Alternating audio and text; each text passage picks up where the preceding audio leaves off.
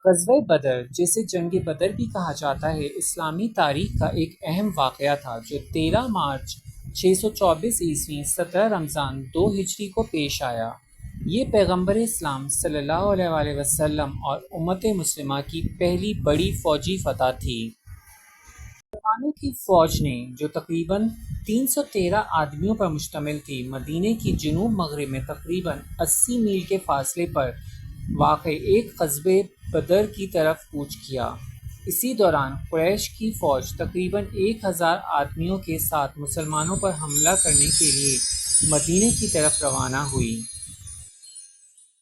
بدر کے مقام پر دونوں فوجیں آپس میں ٹکرائیں اور تعداد سے زیادہ ہونے کے باوجود مسلمانوں کی فوجیں فتح یاب ہوئیں۔ قریش کے بہت سارے سرکردہ رہنما مارے گئے، جن میں ابو جہل بھی شامل تھا، جو رسول صلی اللہ علیہ وآلہ وسلم کا سخت دشمن تھا۔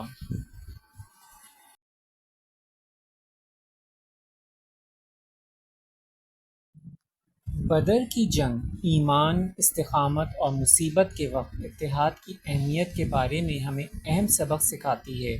اس میں پیغمبر اسلام کی قیادت اور تصویراتی سوچ کو بھی اجاگر کیا گیا۔